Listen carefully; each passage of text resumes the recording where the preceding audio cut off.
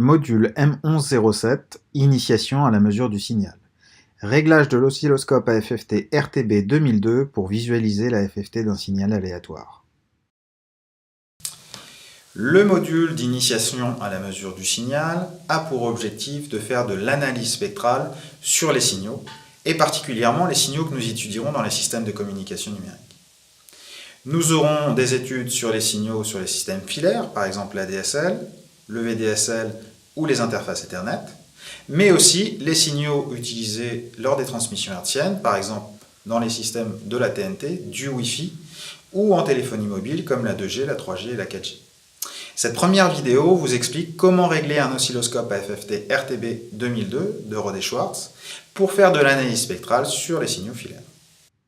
Un des systèmes de communication que nous étudierons cette année est le système ADSL et VDSL. Ce système comprend chez l'abonné un modem ADSL, généralement intégré dans une box pour les particuliers, et côté opérateur un DSLAM. Nous avons ici un DSLAM 12 ports, on voit les 12 arriver, et nous avons relié le modem et le DSLAM via un doubleur de RJ45.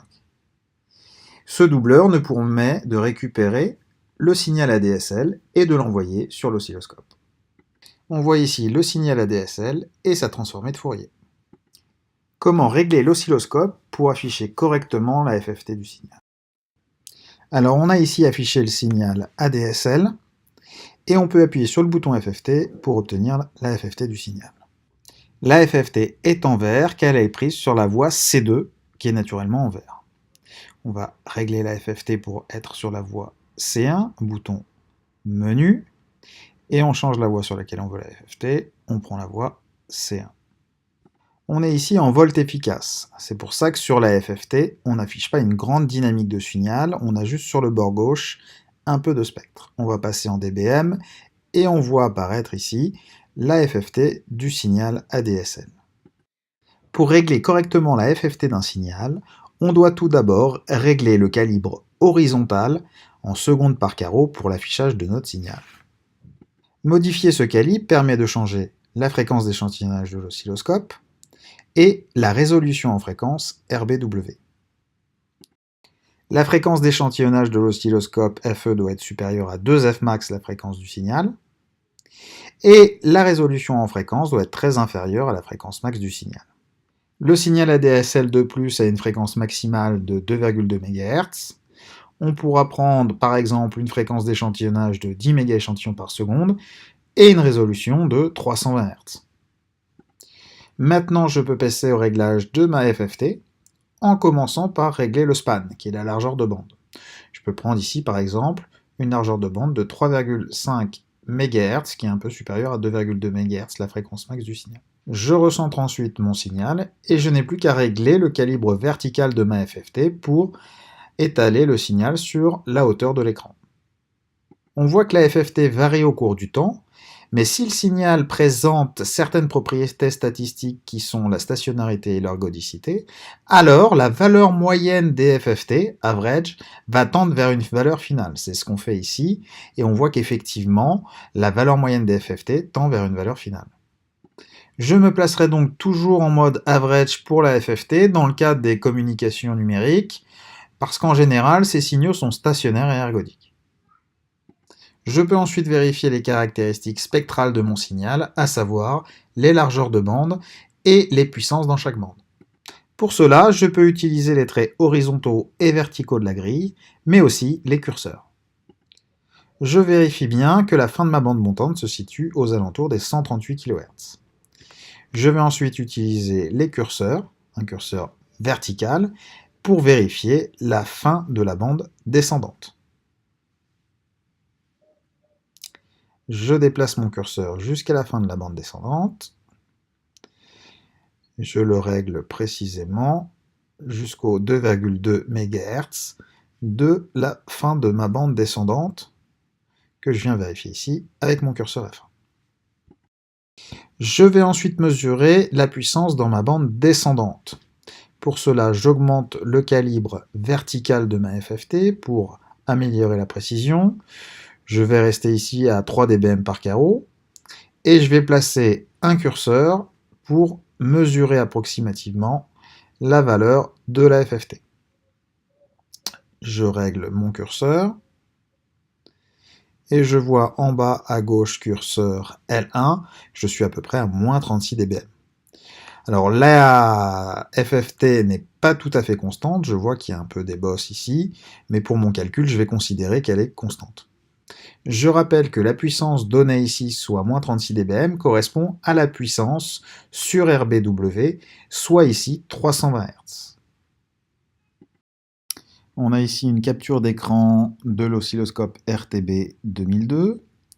On voit bien la bande descendante qui vaut à peu près moins 36 dBm sur une largeur de 320 Hz.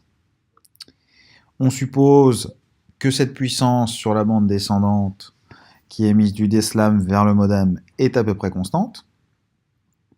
Et on commence par calculer cette puissance en watts.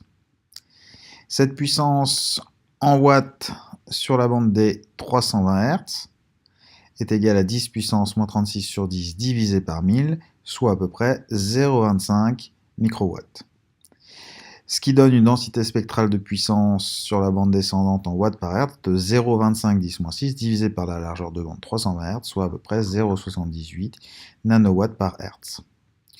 Si on considère que la densité spectrale de puissance sur la bande descendante est à peu près constante, même si on a vu qu'il y avait des variations,